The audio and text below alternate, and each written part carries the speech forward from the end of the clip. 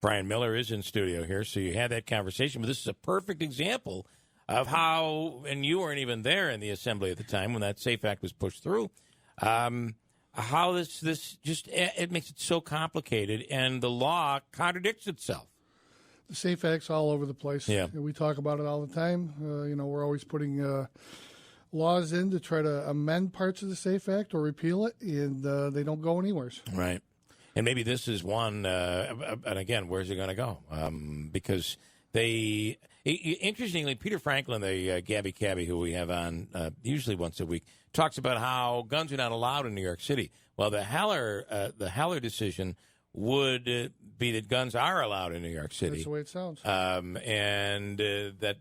the city can regulate how you're able to obtain or to keep one of those, whether it's a handgun or a shotgun. So interesting. All right, Brian, good morning. Thanks for coming in.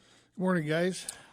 You were tackling an issue, and I know that Griffo's been on this as well, and so has Buttonshaw on a piece of legislation involving flooding in the area and creeks, and explain what's going on here. We all know the history around here. We've had extreme flooding for the last few years, and it's going to continue.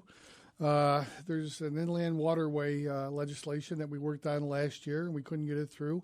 This year, Marianne Buttonshaw came on, and her and I co-sponsored it in the Assembly, the bill, along with the Senate bill with Senator Griffo, so we can look for different avenues for waterfront revitalization for the municipalities and hopefully some flood mitigation monies. What has caused this flooding? Because I've heard people, whenever we get into one of these bad floods, especially what happens there in Whitesboro, there's some of that in New Hartford and Sequoia, all part of that Sequoia Creek.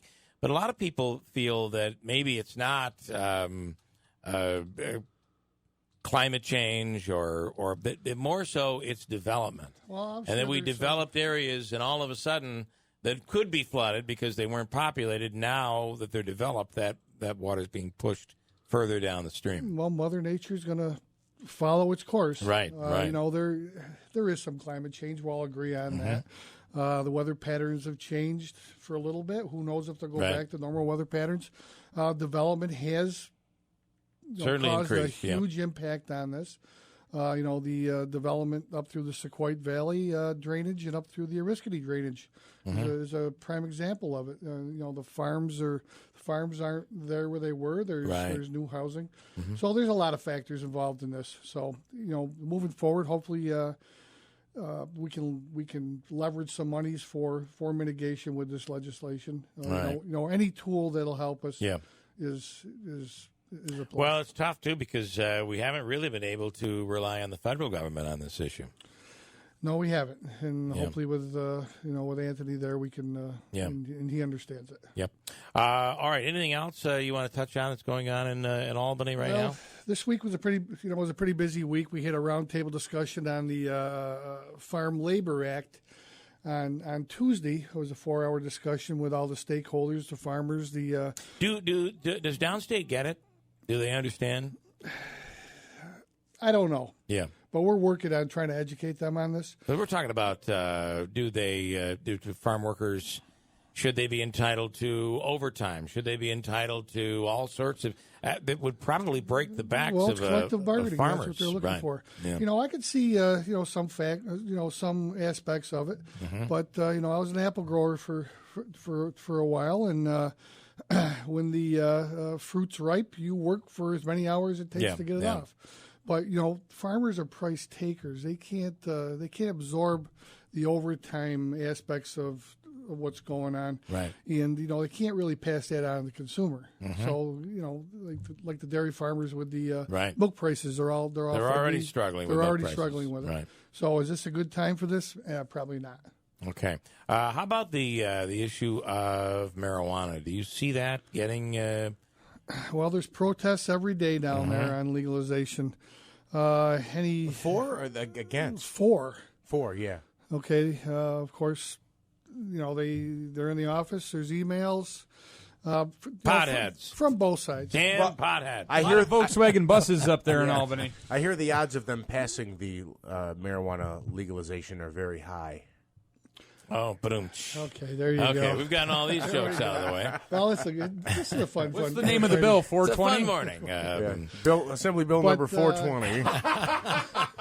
Sorry, I had to Do I see this moving forward this year? I really You don't do? see it. No, well, probably not this year. Okay, not this year. He Probably wanted to, the next governor year. wanted to see it before you guys ended the session. I don't know. Yeah.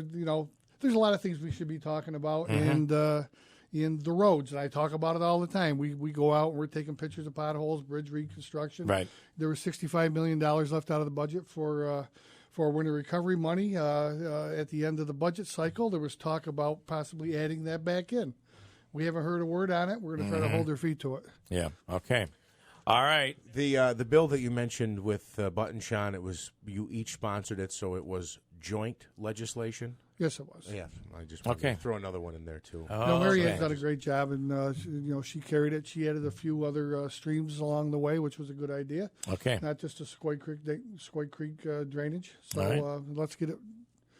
The Senate's got to modify their bill Right. now, Right. and we'll get it moving. Okay. Brian Miller. I have more, but I'll spare you. I'm sure all. you have many more. Brian Miller, thank you. I appreciate it as Thanks always. for having me on, guys. Nice job.